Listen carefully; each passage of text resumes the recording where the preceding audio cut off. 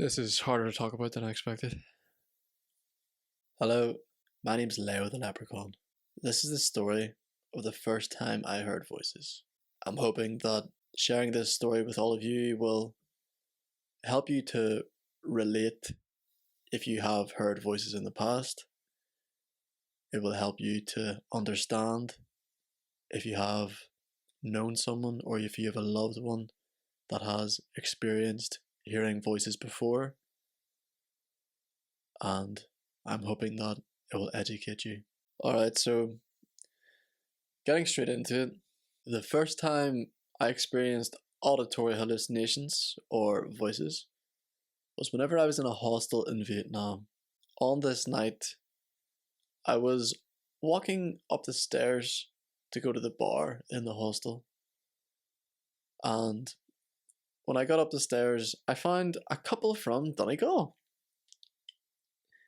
Donegal is a part of Ireland and a part of Ulster, and so I got very excited whenever I met this couple from Donegal because I had not met anyone from Ireland or Ulster in a while. We got chatting, we got along quite well, and then they asked me if I wanted to go to a bar with them. I said no because I wanted to set up a business and I had a business meeting the next day, and so I wanted to go to bed early. So they went off to the bar, and I rolled a joint, and I sat there, and I smoked it. Now, I was to the left of this balcony, overlooking the city, and to the right of me was this Vietnamese man. This Vietnamese man I could tell he was really anxious. He had sweat pouring down his forehead, and he kept on looking at me. Not feeling very comfortable with the situation, I decided to jump into it. And I said, "Hey man, you wanna smoke the joint?" And he was like, "Yeah, sure, please." He then started telling me about how he's actually staying in the hotel across the road. However, he wanted to socialise with some people, and so he came to the hostel. He then started asking me some weird questions like, "What room are you in?" And it made me feel uncomfortable. So I put out the joint and I went to bed. Going into my bedroom, I had a steamy, hot shower. After my hot, steamy shower, I wrapped a towel around me, I jumped into bed, and lay there, naked. About 30 minutes later, I hear a very familiar voice. It was my friend from back home in Ireland.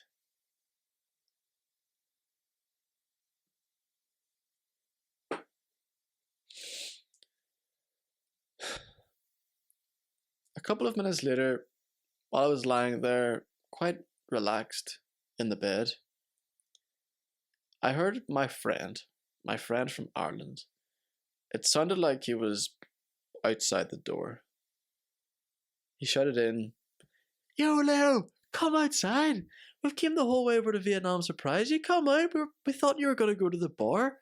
We sent that Donegal couple in ahead of you so that you would come visit, but you never came. Why'd you not come to the bar? Come outside now. We're coming to see you." I was like, "What? Why are you here? You're all working?" And I responded, "What? Why are you here? Like, you're all working? How can you get this off? And why have you came here to surprise me?" They were like, "That doesn't matter, Leo. Come outside. Come outside now."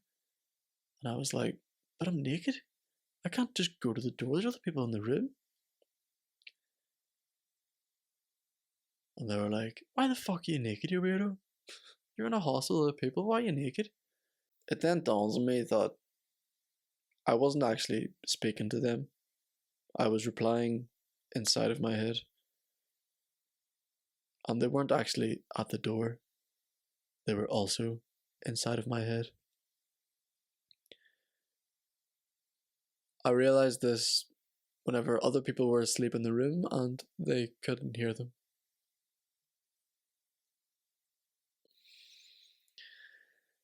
This is harder to talk about than I expected.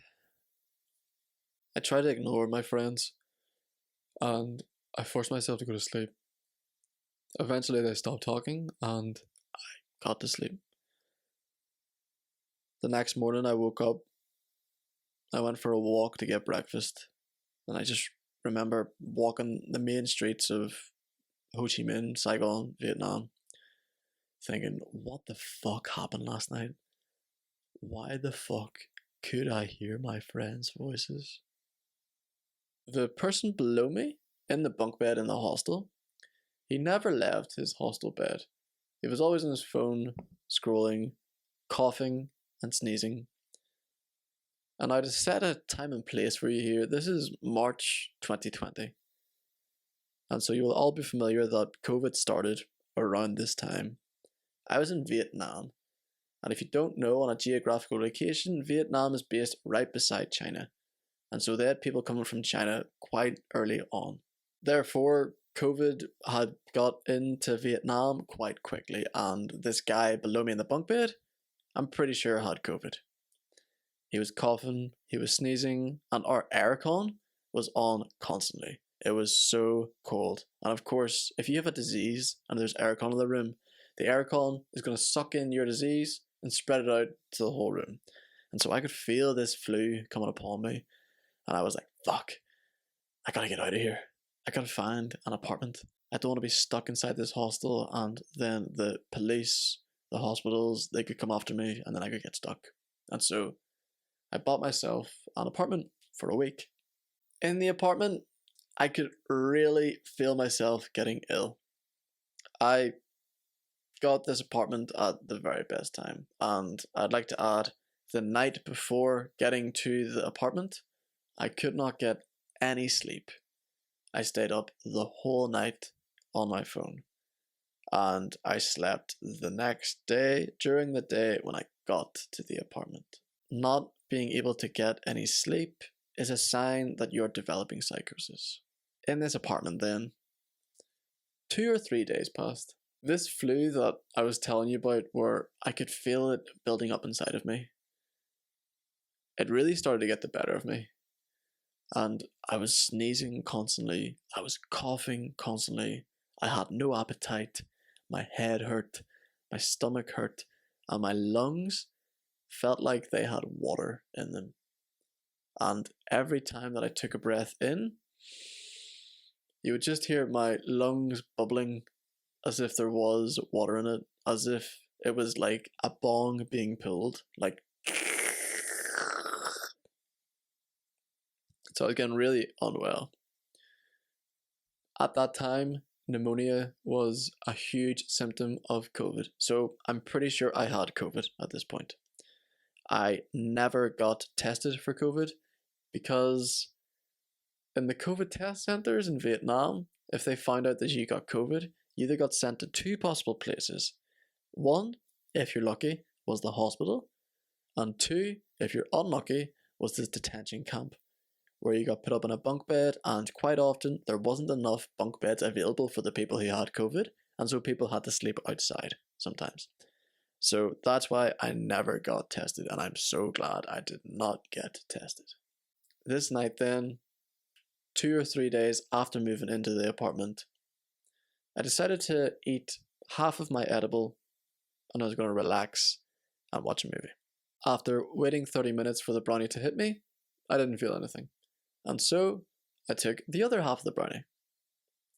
Waiting another 30 minutes, I felt nothing, and so I thought, fuck, this must be a dud. So I rolled up a joint to smoke it, and as I opened the window, a bat flew in to the apartment. Now I would like to add that at this point I was not hallucinating. I have video evidence that there were bats in the room. And yes, bats. This one bat that was circling around the apartment, I tried to get it out, and how I tried to get it out is I shone my light through the window. I then realized, no, bats are blind. It's not going to follow the light. And so what I tried to do is I tried to shout out the window. Tried to shout so that the bat would follow my voice. And then, lo and behold, guess what happens? 2 more bats fly through the window. And then the 3 bats are circling around the roof, freaking me out, and one of them hits me in the head. In fact, if you don't believe me, I've got some video footage here of the bats flying around the room. Let's have a look at it. Whoa! This is fucking freaking me out. So the bats are flying around the room. One of them hits my head and I scream like a little girl, like, ah! And I run down the stairs. I run down the stairs and I get to the receptionist and I say to the 2 ladies at reception, "You gotta help me! There's bats in my room!" And because they're Vietnamese and they don't understand my English too well, they respond with, "What's a bat?" With no time to wait, I'm like, "Quick, follow me!" And I run up the stairs like I'm marching the platoon into war. And the 2 Vietnamese ladies come visit me. They look into the room and they say, "Ah, a bat." The ladies then pick up this brush and they start whacking the bats like it's a game of Quidditch. And they knock the bats down one by one and then they scoop them up and throw them out the window. Fuck it! No. Yeah, that's the first one. Did he go down? Whoa! There he is there. Don't kill him. Yes, and we bring it back. Following this, I'm like, "Ladies, thank you so much. You're my savior." And they're like, "Haha, you are Batman." Ironic because look up there. It says, "I'm Batman." And that literally came true. I was Batman. The ladies then left. They let me be. And I tried to relax on the bed. I lay there on the bed and I thought to myself, "Oh dear, I hope those bats didn't have COVID." And then I thought, well, you know, I probably already have COVID. And then, like a shooting star spontaneously coming out of the sky, a voice came into my head. It was the return of my friends from Ireland. They started talking to me, being like, "Yo, Leo, what's happening?" And I'm like, "What are you doing here? Why are you in my head? Why can I hear you?" And they said, "We're over in that building across the road. You can't see us, but we've got a Bluetooth device connected to you, and so that's how we're able to speak to you and how you're able to hear us." And I thought, but if you're in my head, then you can hear everything that I'm thinking. What if I don't want you to hear what I'm thinking? And then I proceeded to think about everything that I didn't want them to know. The first thing that I didn't want them to know was about my struggle with my sexuality, my struggle to define what I was, and my secret homosexual fantasy that I had, which I talk more about in this video. Their response to that is, "Yo, Leo, I always knew you were gay. I always knew you were a fruit. Ha ha, I can't believe you never said it before. You're such a faggot." Sorry for saying that word. And I was like, "Yeah, you know what? I am bi.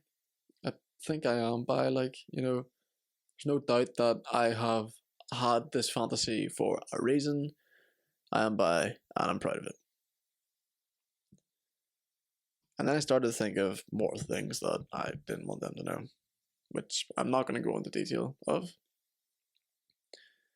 But basically, they kept on shouting at me, they kept on criticizing me,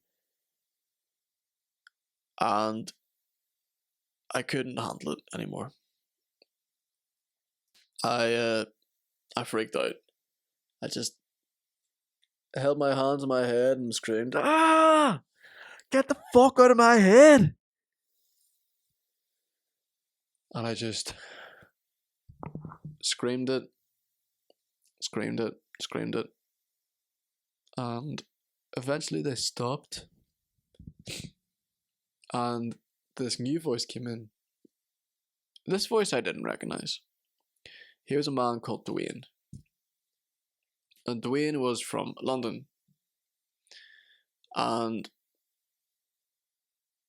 oh god.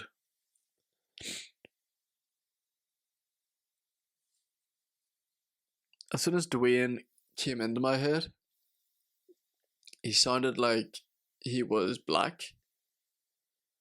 And like I asked, is this Dwayne? Is this like a black man from London? And as the voices came in, I suddenly started to experience intrusive thoughts as well. And I started to say really racist things to this guy Dwayne inside of my head. And it hurt me. Like I wasn't able to stop myself from saying it. I would say something racist and then immediately be like, fuck, I'm sorry, mate, I'm sorry, I didn't mean to say that. And yeah. Later on, it would be the intrusive thoughts that were the most difficult for me to deal with, not the voices. But going back to this fellow Dwayne, he said to me that, first of all, not to worry. Second of all, he said that he and my friends were in my head to help me. Third of all, he said how they got into my head.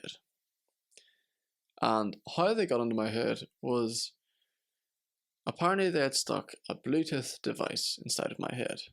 And before I talk about the Bluetooth device, he said that it was all a game, an experiment to make me better.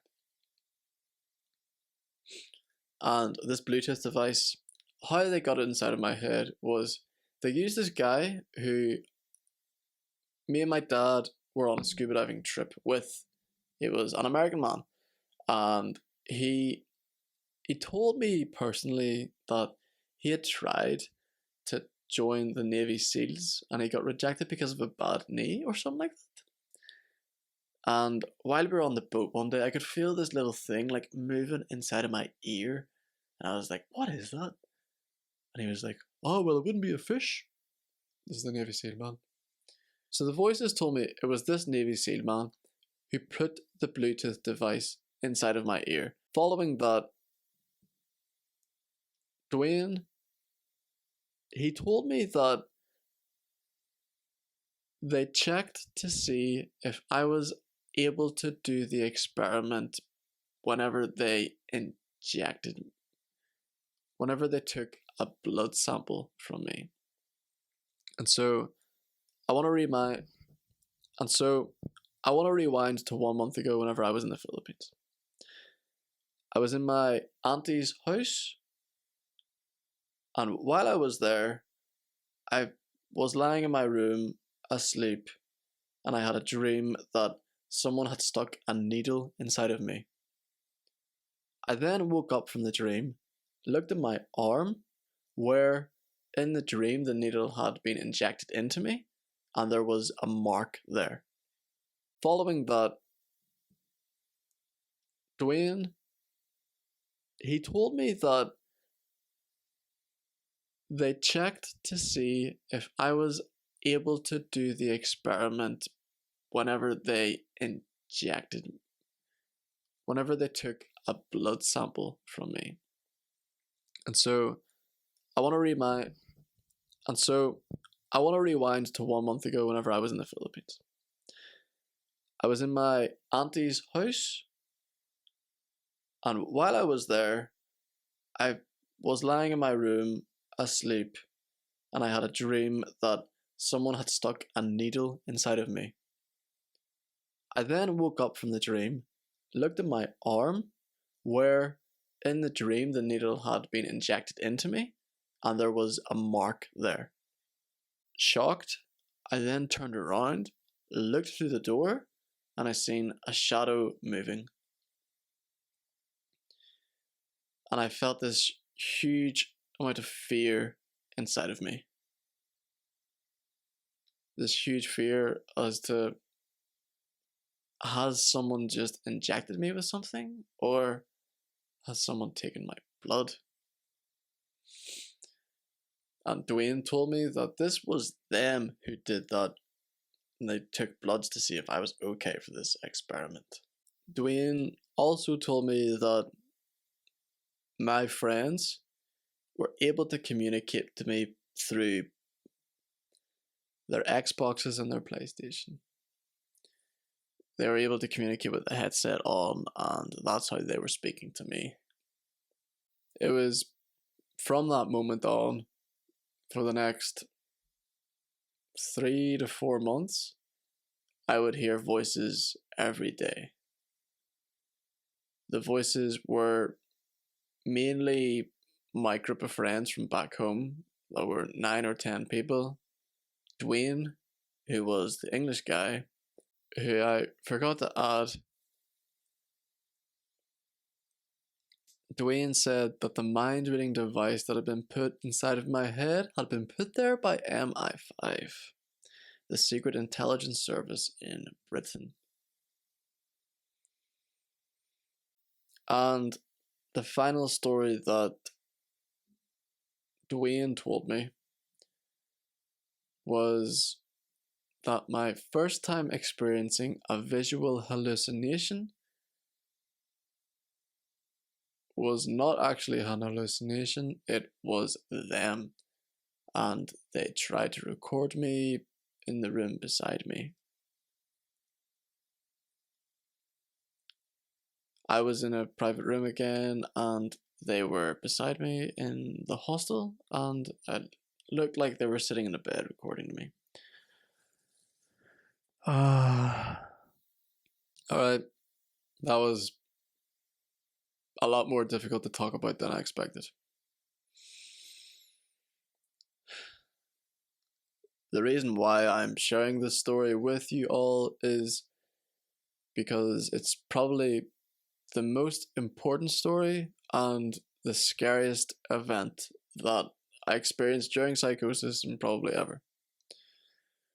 I tell this story to anyone who I'm getting to know for the first time, whenever I'm comfortable with them, and whenever I'm trying to explain what it's like for me to experience psychosis.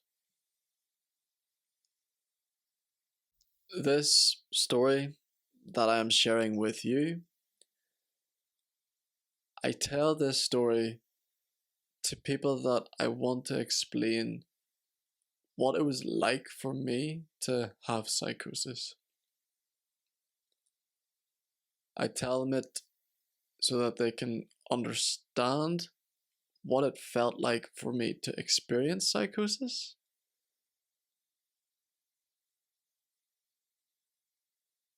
And understand what it's like to hear voices.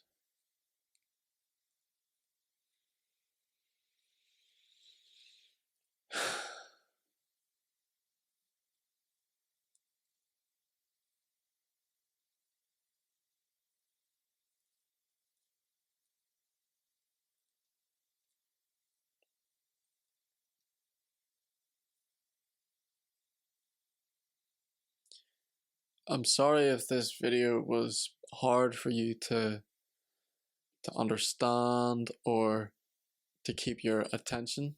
If it struggled to keep your attention, then you probably just turned off the video.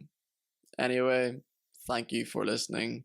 I have a tradition where all of my listeners, I call all of you leprechauns, so thank you, leprechaun. If you've not seen this video yet, in this video, I talk about what I did to stop hearing voices. And I would like to add on a final note that I do not hear voices anymore. If I do hear voices now, it is the tiniest hint of a whisper, And it only really happens in times where I'm extremely tired, extremely stressed, and or if it's giving me advice, which is very different to what it used to be. It used to be very critical and very shameful and very hard to listen to. So please, leprechauns, I hope this helps you. And please know that recovery is possible. Thank you. God bless.